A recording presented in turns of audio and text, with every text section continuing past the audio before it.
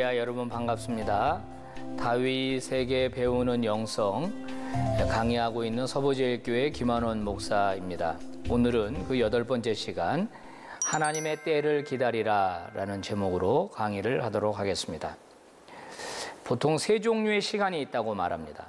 첫 번째 시간은 우리가 잘 아는 캘린더 타임이죠.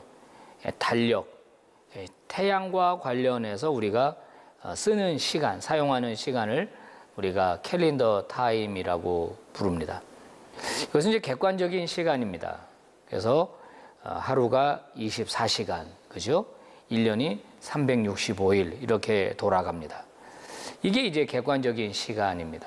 이제 그런가 하면 바이올로지컬 타임이라는 게 있죠. 이건 뭐냐면은 주관적인 시간입니다. 그래서 내 어떤 생체 리듬과 관련된 또는 또 나의 어떤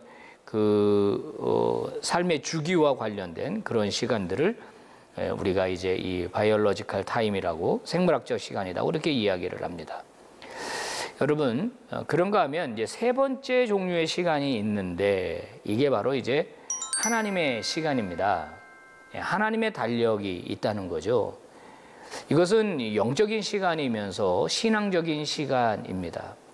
하나님에 의해서 움직이는 역사, 하나님의 손에 의해서 다스려지는 시간, 이것을 우리는 하나님의 시간이라고 그렇게 부릅니다. 성경은 우리에게 시간 사용에 대하여 세월을 아끼라 이렇게 얘기하고 있죠. 세월을 아끼라라고 하는 말은 시간 사용을 잘해라 그런 말입니다. 시간을 아낀다고 우리가 뭐 또 꺼내서 쓸 수 있는 건 아니잖아요. 그러니까 세월을 아끼라라고 하는 말은 시간 사용을 지혜롭게 하라 그렇게 얘기하는 부분입니다. 그런데 또 하나 여기에는 어떤 뜻이 담겨 있느냐, 하나님의 시간에 민감한 인생이 되라 이런 교훈이 담겨 있습니다. 하나님이 개입하시는 시간이 있습니다. 하나님이 끌고 가시는 하나님의 역사가 있습니다. 우리 그리스도인들은 여기에 민감할 필요가 있다는 것입니다. 다윗은 사울에 의해서 도망자 생활을 했습니다. 10수년을 그렇게 살았습니다. 사울이라고 하는 왕은 처음에는 하나님과 관계가 매우 좋았습니다. 그런데 시간이 가면서 그가 교만해지고 하나님을 인정하지 않게 되자 하나님은 극단적인 선택을 합니다. 바로 왕을 버려버린 거죠, 사울을. 그리고 새로운 왕으로 다윗에게 기름을 부었습니다. 다윗은 기름 부음은 받았지만은 아직 왕이 되지는 못하고 있습니다. 사울은 자기 사위이면서 나라를 구한 다윗을 시기 질투하고 그를 죽이려고 지금 하고 있습니다. 자, 성경 사무엘상 26장을 보면 굉장히 흥미로운 사건이 하나 기록이 되어 있는데요. 그것은 다윗을 추격하던 사울이 밤에 골아 떨어져 있는 바로 그 자리로 다윗이 찾아왔다는 것입니다. 자, 성경 사무엘상 26장에 보면 다윗이 계속 도망자 생활을 하는 가운데 이 10 황무지에 있는 사람들이 사울에게 밀고를 합니다. 다윗이 하길라산에 숨어 있다. 그래서 이제 사울이 출동을 하는데 병력을 3,000명을 동원합니다. 이게 무슨 대규모 전쟁도 아니고 다윗 하나 잡으려고 군사를 3,000명을 동원을 해가지고 그 산을 지금 포위하고 있는 겁니다. 자, 포위하고 있는데 지쳤는지 피곤했는지 그날 밤 깊이 잠든 겁니다. 그때 다윗이 아비새라고 하는 장군과 함께 바로 사울이 잠자고 있는 그 진영으로 내려오게 돼요. 아마 사울의 군대에 불침번이 있었을 텐데, 보초들이 있었을 텐데 설마 다윗이 내려오겠느냐 뭐 이런 생각에서 그런지 다 잠들어 있었습니다. 자, 다윗의 눈앞에는 지금 잠들어 있는 사울이 있습니다. 그를 처단할 수 있는 절호의 찬스가 왔습니다. 그때 옆에 있는 아비새가 다윗에게 이런 말을 하죠. 하나님이 오늘 원수를 당신의 손에 넘기셨나이다. 그러니까 제가 부탁드리는데 저한테 명령만 내리십시오. 그러면 내가 바로 창으로 그의 심장을 뚫어서 땅에 꽂아버리겠습니다. 두 번 찌를 것도 없습니다. 이렇게 아비새가 이야기를 합니다.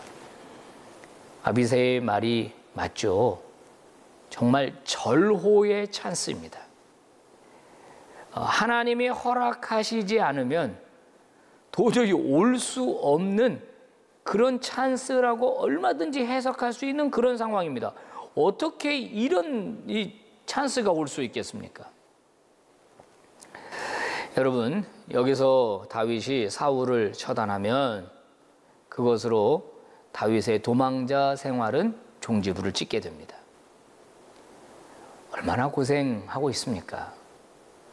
다윗도 그렇고 함께 다니는 사람들도 그렇고 밤에 다리 한번 쭉 펴고 편하게 잠이나 잘 수 있었겠습니까? 오늘은 이곳으로 내일은 저곳으로 그냥 도망 다니고 피해 다니고. 여러분, 지금 그런 상황 속에 다윗이 놓여 있습니다. 그런데 지금 보초도 다 잠들었고 사울도 잠들었고 사울의 장군들도 다 지금 골아 떨어져 있습니다. 아비새의 말대로 다윗이 고갯짓 한 번만 탁 하면 바로 찌르면 끝납니다. 하나님이 도와주시지 않으면 이런 상황에 진짜 올 수 없습니다. 자, 근데 다윗 어떻게 반응하나요? 아비새를 막아서지요? 그러면 안 된다. 안 돼. 그럴 수 없다. 도대체 다윗은 왜 이러는 것인가요? 죽이지 말아라. 그러면서 다윗이 이렇게 말하는 이유에 대해서 그가 성경 사무엘상 26장 9절 10절에서 뭐라고 말하느냐? 누구든지 손을 들어 여호와의 기름 부음을 받은 자를 치면 죄가 없겠느냐? 내가 손을 들어 여호와의 기름 부음 받은 자를 치는 것을 여호와께서 금하신다. 여러분, 다윗 안에는 이와 같은 분명한 신앙과 믿음이 있었습니다. 그래서 하나님이 기뻐하시지 않는 일, 하나님이 금하시는 일, 그건 내가 할 수 없다. 물론 하나님이 기름 부은 자도 잘못할 수 있습니다. 범죄할 수 있습니다. 그런데 그거는 하나님이 해결하실 거라는 거예요. 자기가 해결할 게 아니라고 하는 것입니다. 자, 다윗에게 이런 확신이 생겼던 것은 아마 그 나발의 사건이 큰 도움이 됐을 것으로 저는 생각합니다. 여러분, 나발을 다윗이 손대지 않고 하나님이 손대시니까 어떻게 됩니까? 나발의 부인이 결국 다윗에게 시집을 오잖아요. 그러면서 아마 많은 재산을 가지고 왔을 겁니다. 그런데 다윗이 자기의 분노 때문에 나발을 죽이고 그의 가족을 죽였더라면 그의 인생에 큰 오점이 남길 뻔했지 않았습니까? 근데 하나님의 섭리, 하나님의 때, 하나님의 시간을 알고 본인이 유보했더니 모든 일이 다 잘 되었다는 것입니다. 그래서 그 순간 다윗도 흔들렸겠죠. 갈등이 있었겠죠. 하지만 그는 손대지 마라 하면서 그가 왔다 갔다 하는 표시만 남기기 위해서 사울의 머리맡에 있는 창과 물병만 가지고 돌아갔습니다. 아무도 알지 못했고 아무도 눈치채지 못했습니다. 자, 다윗은 이제 하나님의 때를 기다리는 방법을 완전히 익힌 것 같습니다. 나의 방법, 나의 시간을 따라서 하나님 역사해 주십시오가 아니라 하나님의 시간과 하나님의 방법에 나를 맞추겠다라고 하는 결심이 다윗에게 선 것이 분명합니다. 사랑하는 성도 여러분, 하나님의 사람은 하나님의 때와 하나님의 시간을 보고 그것을 기다리는 것이 매우 중요합니다. 창세기 27장에 보면은 리브가가 자기 남편 이삭이 큰아들 에서에게 축복 기도해 주려고 하는 계획을 가지고 있는 것을 알고 야곱을 불러서 모의를 하지 않습니까? 그래서 에서 대신에 야곱이 아버지의 축복 기도를 받게 합니다. 그때 리브가도 마찬가지고 야곱도 마찬가지고 이삭을 속였습니다. 속임수를 썼어요. 그런데 그 속임수를 쓰는 것에 대해서 전혀 문제의식을 느끼지 않고 있습니다. 무슨 말이에요? 그냥 목적, 축복 기도만 받으면 된다. 여기에만 사로잡혀 있었던 겁니다. 여러분, 우리가 리브가와 같은 선택과 결정을 할 때가 종종 있잖아요. 내가 옳다고 생각이 되고 내가 옳다고 세운 계획, 이것이 이루어지기를 우리가 고집하고 바라지 않습니까? 그거를 이루는 방법이 과연 하나님의 뜻인가, 하나님이 기뻐하시는 일인가에 대하여 생각을 하지 않습니다. 하나님께서 기다리라 하면 기다리지 못합니다. 하나님께서 노하고 거부하시면 아니, 하나님의 노를 받아들일 수 없습니다. 그러면서 어떡합니까? 막 작정기도 하고 금식기도 하고 그다음 뭐 화살기도 뭐 이런 것도 있더라고요. 막 땡깡기도 이런 것도 있습니다. 여러분, 이것이 다 인간의 욕망에 의해서 만들어진 기도라는 생각이 듭니다. 천지를 주관하시고 세상을 다스리시고 섭리하시는 하나님의 시간에 나의 시간을 맞추는 게 아니고 내 시간에 하나님 보고 맞추라 그러는 거예요. 하나님 방법에 따르는 게 아니라 내 방법에 하나님이 지원해 주고 하나님이 내 방법을 승인해 주기를 바라는 것입니다. 그게 안 되면 원망하죠. 하나님 왜 안 도와주시냐고 막 원망을 늘어놓습니다. 여러분, 리브가는요, 설령 이삭이 에서에게 축복 기도를 해줬다고 하더라도 하나님께서 야곱을 원래 택하셨으니까 그것을 바로 잡아 주실 것이라고 하는 믿음과 확신을 가졌어야 했습니다. 그녀의 잘못된 판단이 어떤 결과를 만들어냈습니까? 서로 사랑하고 도와주어야 할 형제가 원수가 돼버리잖아요. 누가 만든 겁니까? 그 엄마가 잘못한 겁니다.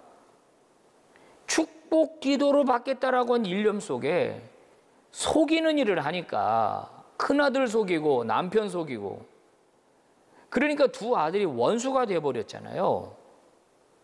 자, 그러면 야곱의 인생은 어떻게 됐습니까?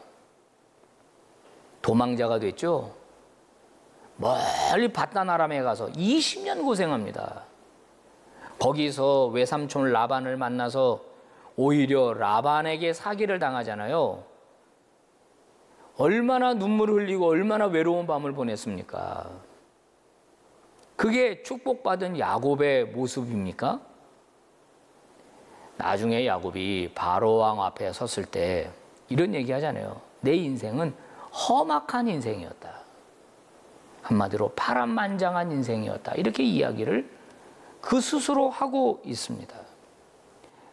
이삭으로부터 하나님의 엄청난 복을 받았는데 죄송하지만 그의 인생을 보면은 복 받았다라고 하는 증거가 나타나지 않고 있더라는 것입니다.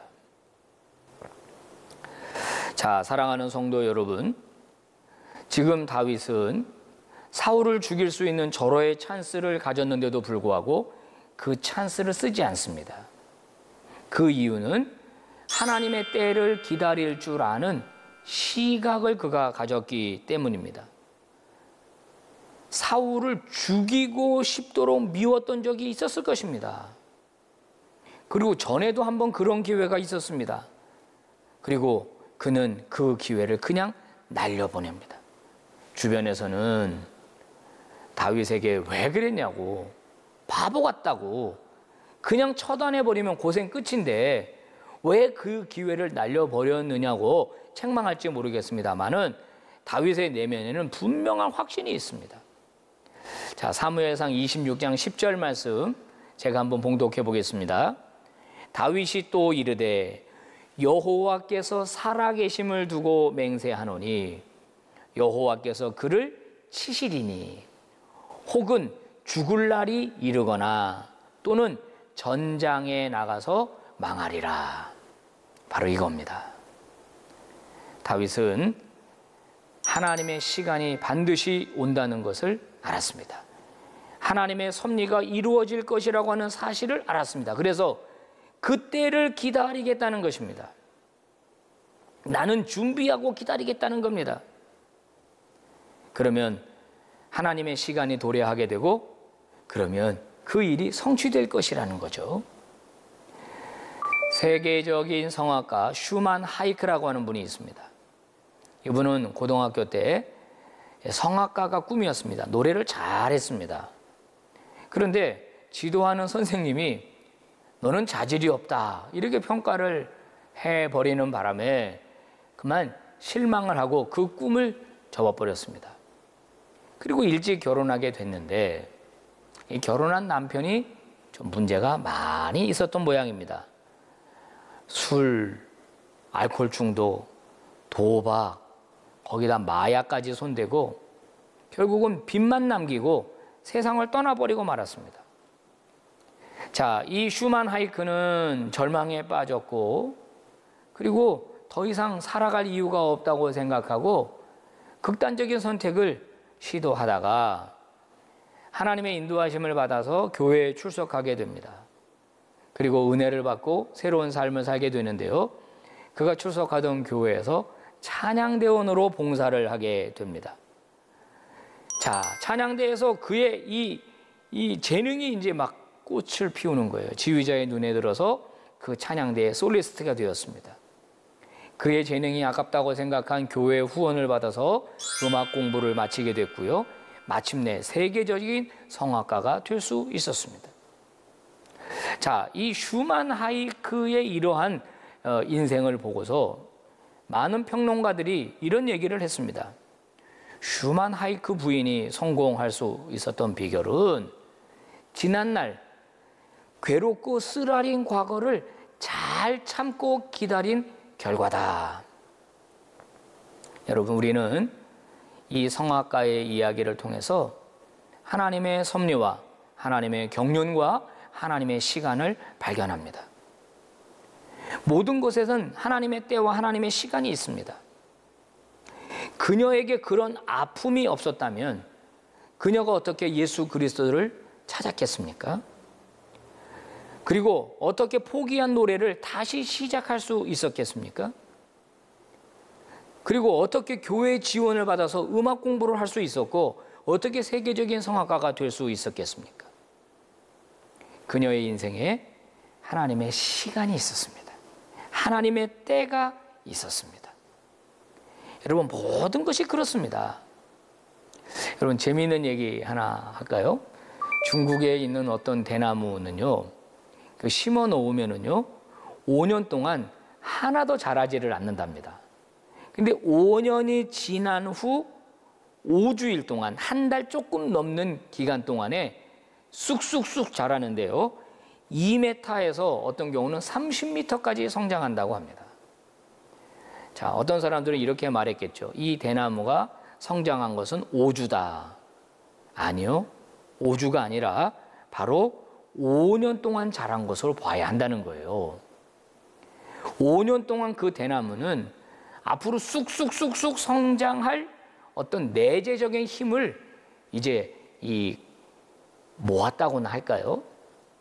준비했다고나 할까요? 그 다음에서야 성장할 수 있었던 거죠.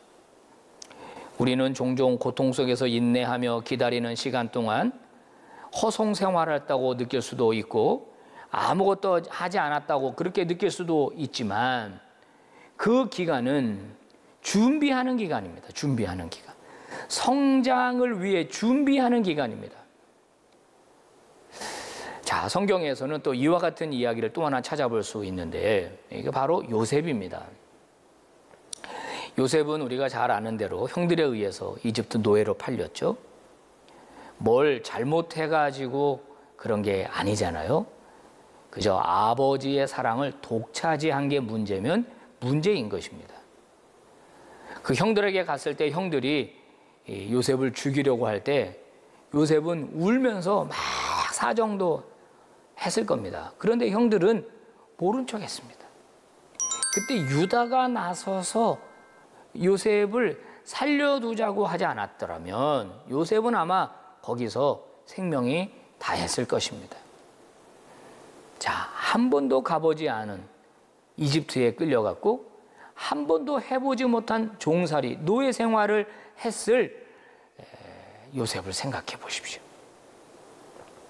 가장 사랑도 많이 받았고 가장 꿈도 많이 꾸고 희망에 부풀면서 살았던 그런 아들입니다.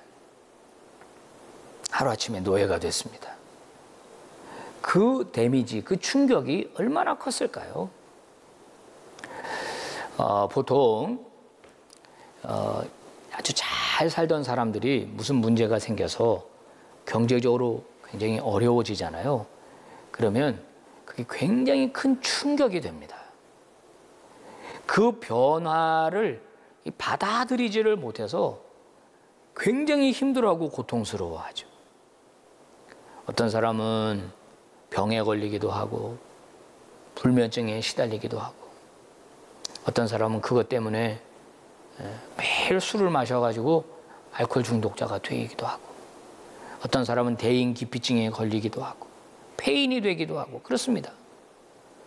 우리는 요셉에 대해서 오해할 때가 많이 있습니다. 요셉은 믿음도 좋고 뭐 꿈의 사람이고 긍정적인 사람이니까 이런 어려움들을 얼마든지 이겨냈을 것이다. 천만에요.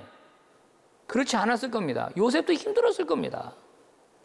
요셉이 잠자지 못하고 숨죽여 자기 주먹을 깨물면서 여러분 눈물을 흘렸을 것이라고 하는 생각을 우리는 왜 못하나요? 자, 우여곡절이 다 지나고 난 다음에 하나님의 도우심으로 그가 드디어 이집트의 총리 대신이 되었습니다. 그에게는 무소불위의 권력이 생겼습니다. 근데 그때 바로 자신을 팔았던 형들이 찾아오잖아요. 자, 원수 갚을 절호의 기회가 온 것입니다. 요셉의 입장에서는 그 형들 한 사람 한 사람 그냥 놔둘 수가 없습니다. 양식을 구하기 위해서 고개를 조아리고 있는 그 형들은 자기 앞에 있는 이집트의 총리가 자기가 팔아먹은 동생이라고는 꿈에도 생각을 하지 못했습니다. 자, 이때 요셉이 형들에게 자신의 신분을 이제 오픈하는 그런 장면이 창세기 45장에 나옵니다. 형들에게 뭐라고 말합니까? 가까이 오십시오. 형들이 팔아넘겼던 내가 바로 그 동생 요셉입니다. 하지만 그것 때문에 근심하거나 걱정하지 마십시오. 이렇게 말합니다. 요셉은 형들을 용서하기로 결심합니다. 그러면서 형들 앞에서 그 감정을 주체하지 못하고 쏟아놓으면서 눈물을 흘리지 않습니까? 정말 멋진 용서를 합니다. 나를 팔아넘겼지만은 그것 때문에 형님들 걱정하지 마십시오. 나는 보복 안 합니다. 나는 복수 안 합니다. 난 당신들 해코지 안 합니다. 그러면서 미래 청사진을 이야기합니다. 자, 앞으로 흉년이 5년이나 더 남았습니다. 지금 이 상태로 여기서 곡식 좀 가져간다고 해도 이거 얼마 못 버팁니다. 그러니까 아예 아버지 모시고 다 이민을 오십시오. 이곳에 제가 살 자리를 다 봐뒀습니다. 요셉이 그런 멋진 미래에 대한 이야기를 합니다. 요셉의 이 같은 태도는 우리에게 큰 감동을 줍니다. 조건 없는 사랑과 용서를 보여줬기 때문이죠. 성경은 이렇게 얘기합니다. 주님은 이렇게 말씀합니다. 사랑할 수 없는 사람을 사랑하는 것. 사랑할 가치가 없는 사람을 사랑하는 것이 하나님의 뜻이다. 그것이 우리를 향한 하나님의 뜻이다라고 말씀합니다. 이게 바로 십자가에서 계시해 주신 예수 그리스도의 사랑이라고 우리에게 말합니다. 그러면 여기서 포인트입니다. 요셉은 형들을 어떻게 용서할 수 있었을까요? 그것은 요셉에게 바로 하나님의 때를 기다릴 줄 아는 믿음, 즉 하나님의 섭리, 하나님의 경륜, 이것을 볼 줄 아는 눈이 생겼기 때문입니다. 물론 유다가 나서가지고 이제 베냐민을 남겨놓겠다고 하니까 아니라고, 베냐민은 가야 된다고, 우리 아버지 죽는다고, 우리 아버지가 베냐민을 얼마나 사랑하는데 우리가 올 때도 그렇게 약속했다고, 그러면서 차라리 내가 남아있겠다고, 내가 대신 남아있겠다고, 그리고 저 동생은 보내달라고, 그렇게 유다가 이렇게 솔선수범해서 이야기할 때 아마 이 요셉의 마음속에는 큰 감동이 있었던 것은 틀림없습니다. 아, 이게 형들이 내 동생 베냐민 이렇게 사랑하는구나 하면서 큰 감동이 있었을 겁니다. 그래서 용서했을 것이다. 물론 타당한 내용입니다. 하지만 그것보다 더 근본적인 이유가 있습니다. 그게 뭐냐면요, 창세기 45장 5절에서 8절을 읽어보면 요셉이 한 말 중에 이런 말이 있습니다. 하나님이 생명을 구원하시려고 나를 당신들보다 먼저 보내셨나이다. 나를 이리로 보낸 이는 당신들이 아니고 하나님이십니다. 이겁니다. 이거 무슨 말입니까? 자기가 이집트에 팔려온 것은 형들이 팔은 것입니다. 근데 그 사건의 배후에 하나님의 역사가 있었다는 거예요. 하나님의 경륜이 있었다는 겁니다. 하나님께서 이렇게 흉년이 일어날 줄 알고 풍년이 일어날 줄 알고 나를 미리 보내셨다는 거예요. 그래서 그 자기가 그 고통스러운 종살이도 했고 억울한 누명을 뒤집어 쓰고 그 시위대 감옥에도 들어갔고 거기서 떡 맡은 관원장, 술 맡은 관원장을 만났고 이런 모든 것이 고리고리가 다 연결된 겁니다. 처음 형들을 봤을 때 요셉의 마음속에 왜 분노심이 없었겠습니까? 왜 보복하고 싶은 마음이 없었겠습니까? 그러나 요셉이 이 일을 두고 하나님 앞에 기도하고 생각하면서 그가 얻은 결론이 뭡니까? 아, 이게 하나님의 시간이 있는 거구나. 하나님의 때가 있는 거구나. 그래서 나를 미리 보내셨구나. 미리 이 일들을 만드시려고. 여러분, 우리에게 이런 역사의식이 필요합니다. 우리에게 이런 신앙의 관점이 필요합니다. 캘린더 타임도 중요합니다. 또 바이올로지컬 타임도 중요합니다. 그런데 우리 그리스도인에게 무엇보다 중요한 것은 하나님의 시간이라는 거예요. 하나님의 시간. 하나님의 때가 있다는 겁니다. 하나님이 끌고 가시는 역사의 중요한 순간순간들이 있다는 거예요.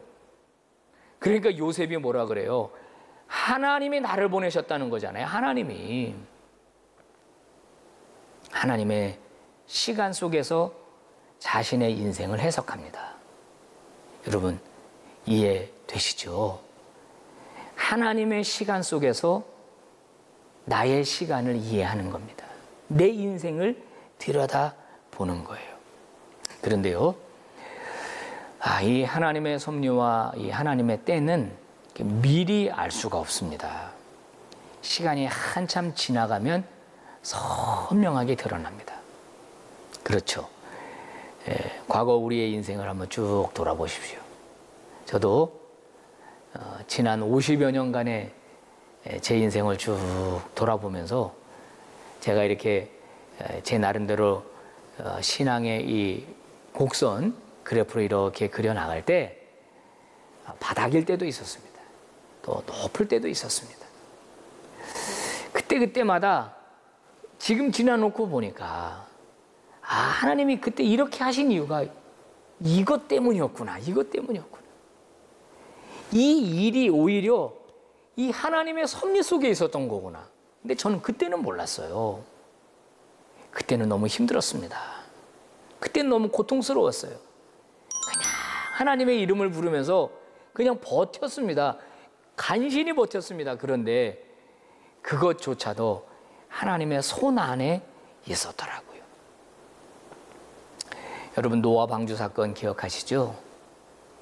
여러분, 노아가 하나님께서 방주를 지어라 할 때 하나님의 섭리와 계획을 완전히 이해하고 지은 것입니까? 그렇지 않습니다. 노아는 이해가 안 됐을 겁니다. 하나님의 명령이 말이에요. 왜 방주를 산에다가 지으라고 하시는가? 그것도 이상한 방주잖아요. 노도 없고 닷도 없고 키도 없고 그냥 뭐야, 박스 같은 배예요. 박스 같은 배. 이런 배가 어디 있나? 노아는 하나님에게 질문하지 않았습니다.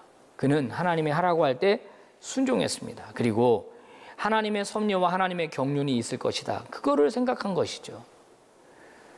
자, 오랜 세월 걸려서 하나님의 배를 완성했습니다. 여러분, 이때 노아가 이렇게 말할 수 있습니까? 하나님 앞에 내 인생 헌신했습니다. 내 인생 전부 다 하나님께 드렸습니다. 내 인생 손해입니다. 하나님께 다 드렸습니다. 내 할 일 아무것도 못했습니다. 이렇게 말할 수 있습니까? 물론 그렇게 말할 수도 있겠죠. 그런데 여러분, 결과로 한번 놓고 보자는 거예요. 비가 쏟아지고 하늘에서 비가 쏟아지고 샘들이 터지고 하면서 온 세상이 물에 잠길 때 그때 노아는 무릎을 쳤을 겁니다. 이래서 이런 배를 만들려고 하셨구나. 이래서 산에다 만들려고 하셨구나. 그리고 그 배에 누가 타고 있었습니까? 본인이 타고 있잖아요. 본인의 가족들이 타고 있었지 않습니까? 여러분, 노아의 패밀리는요, 제2의 인류의 시조가 된 겁니다. 이건 성경적으로 굉장히 중요한 위치예요. 즉, 본인이 헌신했지만 그 헌신의 최고의 수혜자는 바로 본인 자신이었다는 것입니다. 잘 몰랐죠. 이유를 몰랐죠. 시간이 지나고 나서야 하나님의 섭리와 계획을 그는 깨달을 수 있었던 것입니다. 이 하나님의 섭리와 계획은요, 혈기왕성하고 젊고 막 내가 확 똑똑하고 이럴 땐 또 잘 모릅니다. 내가 무너지고 내가 쓰러지고 한 번 어떤 슬럼프를 경험하고 난 다음에서야 그제서야 이 하나님의 시간을 볼 줄 아는 눈이 생기는 것이죠. 하나님의 섭리와 경륜을 발견하는 것은 큰 기쁨입니다. 굉장히 큰 은혜입니다. 여러분, 죄송하지만 신앙인 중에 이 눈을 가진 사람 저는 그렇게 많다고 보지 않습니다. 그냥 교회는 왔다 갔다 하고 예배는 드리고 하는데 이 하나님의 섭리 속에서 세상을 보고 나를 보고 그리고 내 미래를 하나님께 맡기고 그걸 쫓아가는 사람이 그렇게 많은 것 같지 않습니다. 하나님의 경륜, 하나님의 섭리를 아는 사람에게 필요한 것은 바로 신뢰와 순종입니다. 신뢰와 순종. 하나님의 경륜은, 하나님의 시간은 우리의 이성을 뛰어넘습니다. 상식을 뛰어넘습니다. 그래서 우리에게는 순종이 필요한 거고, 그래서 우리에게는 하나님을 향한 신뢰, 믿음이 필요한 거예요. 이거를 갖지 못하면 아까 서론에서 말씀드렸다시피 뒤집히게 됩니다. 내 계획, 내 시간에 하나님 보고 맞추라 그러는 거예요. 하나님 보고. 이거를 맞춰달라고 오히려 하나님에게 윽박지르는 그런 이상한 신앙인이 되고 마는 거예요. 여러분, 구약 성경 룻기를 보시면은요, 거기 2장에 이런 표현이 나옵니다.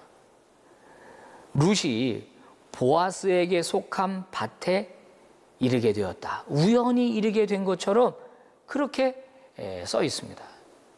그러니까 보아스가 자기 사환들에게 저 여자 누구냐라고 물어요. 저 여자 누구냐? 그렇게 특별한 관심을 갖게 됩니다.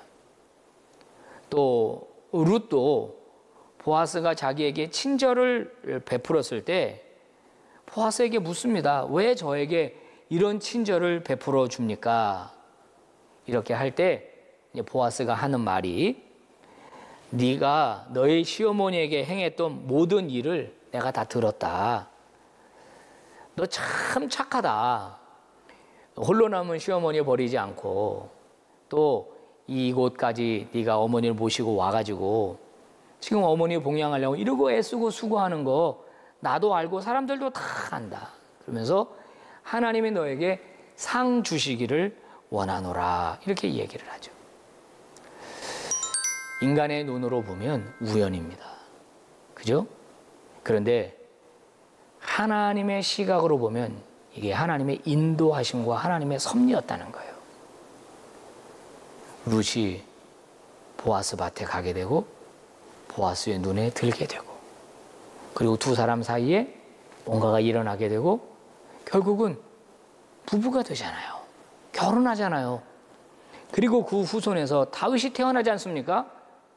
여러분 이것은 하나님의 시간입니다. 만약에 룻이 그 고통스러운 시간을 보내면서 하나님의 섭리와 하나님의 때를 보지 않고 그녀가 자기의 시간, 자기의 인생만 봤더라면 자기의 동서처럼 고향으로 돌아갔을 겁니다. 하나님의 경륜이, 하나님의 섭리가 그녀 인생에 임하게 되었을 때 그녀에게 전혀 새로운 일들이 일어나게 됩니다. 성도 여러분, 우리는 때때로 이유 없는 고난에 빠질 수 있습니다. 우리 인생에 예기치 않은 폭풍우가 불어닥칠 수도 있습니다. 그 당시에는 이해가 되지 않습니다. 그리고 어떻게 설명할 길도 없습니다. 그런데 시간이 좀 지나고 나면 바로 그 순간이 오히려 하나님의 은총이었고 하나님의 섭리였음을 알게 될 것입니다. 그 당시는 피하고 싶고 도망치고 싶지만 조금 더 시간이 지나고 나면 그 시간이 나에게 꼭 필요했던 시간이라는 사실을 깨닫게 되는 거죠. 만약에 그 일이 없었더라면 내가 하나님을 만나지 못했고 내가 그 일이 없었더라면 하나님께 더 가까이 가지도 못했고 그 일이 없었더라면 내가 더 내 이 신앙의 불순물을 제거할 기회도 없었을 것이고 이런 생각을 하게 되죠. 그러므로 어떠한 경우에도 하나님을 신뢰할 수 있기를 바랍니다. 시편 23편 말씀 여러분 다시 한번 떠올려 보시죠. 거기 이런 표현이 있지 않습니까? 내가 사망의 음침한 골짜기를 걸을 때에도. 이상하죠. 여호와가 나의 목자이신데도 나는 사망의 음침한 골짜기를 걷는 순간이 찾아올 수 있습니다. 그런데 어떻게 된다고요? 하나님이 나와 함께 하신다는 거예요. 다윗은 그의 인생에 불어닥친 이 고난의 세월들 1, 2년이 아니잖아요. 10수년이잖아요. 그 고난의 세월을 보내면서 그 고난의 세월을 자기의 손으로 단축하려고 하지 않았다는 것입니다. 오늘 사울왕을 처단할 수 있는 절호의 찬스가 있었어요. 근데 다윗이 그때 생각한 것은 하나님의 때였습니다. 하나님의 때, 하나님의 시간이었습니다. 그거를 기다릴 줄 알았던 거예요. 눈짓만 하면 사울은 그 자리에서 죽습니다. 그리고 도망자의 신세는 면하게 될지 모르겠습니다. 그러나 그 뒤는 어떻게 될까요? 다윗은 하나님의 섭리와 하나님의 때를 봅니다. 그리고 그 유혹을 참습니다. 그랬더니 어떻게 됐습니까? 나중에 어떻게 됐습니까? 위대한 왕으로 하나님의 나라를 통치할 수 있는 기회가 주어지지 않았습니까? 많은 사람의 박수갈채를 받으면서 왕으로 등극할 수 있지 않았습니까? 그 이유가 무엇 때문이라고요? 하나님의 때를 기다릴 줄 아는 시각이 그에게 있었기 때문입니다. 다윗은 아주 오래전에 사무엘 선지자를 통해서 기름 부음을 받고 차기 이스라엘의 왕이 될 거라고 하는 말씀을 들었습니다. 그리고서는 지금 시간이 많이 흘러가고 있습니다. 하지만 다윗에게는 그 하나님의 약속에 대한 아주 선명한 믿음이 있었습니다. 그 말씀을 해주신 하나님을 신뢰하고 있습니다. 그래서 지금 자기 앞에 곤하게 잠들어 있는 사울을 자기의 손으로 처단하고 자기 스스로 그 왕좌에 오르는 것은 하나님의 방법이 아니라고 하는 판단을 내린 것입니다.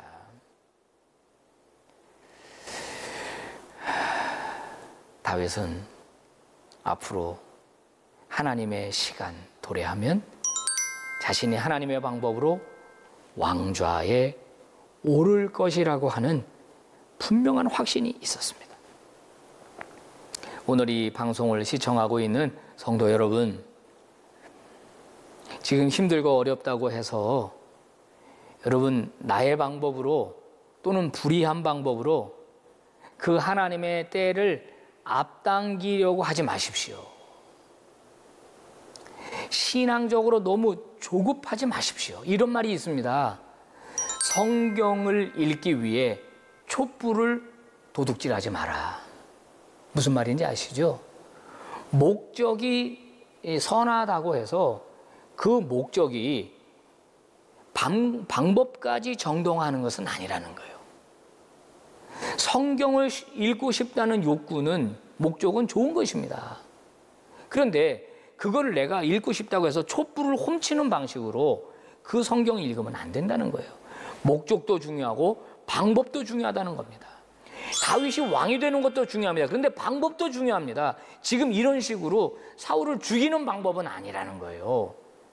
그런 식으로 왕이 될 수는 없다는 겁니다. 이게 다윗의 위대한 영성입니다. 조금만 참으십시오. 조금만 더 기다리십시오. 예수님께서는 제자들에게 환난이 있고 박해가 있는 예루살렘을 떠나지 말고 성령이 임할 때까지 기다리라고 하셨습니다. 그래야 선지자들의 예언이 성취되기 때문입니다. 제자들은 당장 예루살렘을 떠나야 했습니다. 박해를 피해야 했습니다. 그러나 그들은 예수님의 말씀을 듣고 기다렸습니다. 성령이 임하실 때까지 기다렸습니다. 기도하고 기다렸습니다. 그랬더니 마침내 하나님의 때가 이르게 되니까 오순절 성령이 충만하게 강림하시고 그로 인하여 최초 예루살렘의 교회가 탄생하게 되고 그들은 복음을 전하는 첫 증거자가 되는 그런 위대한 역사의 주인공들이 되지 않았습니까? 성도 여러분, 다시 한번 권면합니다. 조금만 더 참으십시오. 조금만 더 기다리십시오. 기도하시면서 하나님의 때를 보십시오. 하나님에게 그 시간을 가르쳐 달라고 기도하십시오. 하나님의 때가 임하면 하나님께서 이루실 것입니다. 하나님께서 성취하실 것입니다. 그러면 그때가 되면 우리는 하나님 앞에서 감사의 찬양을 올려드릴 것입니다. 하나님, 그때 잘 참게 해주셔서 감사합니다. 그때 잘 기다릴 수 있게 해주셔서 감사합니다. 하나님, 모든 영광을 받으십시오라고 하나님을 노래하며 높여드리게 될 것입니다. 성도 여러분, 다시 한번 권면합니다. 하나님의 때를 기다리십시오. 하나님의 시간을 기다리십시오. 반드시 그때가 오게 될 것입니다.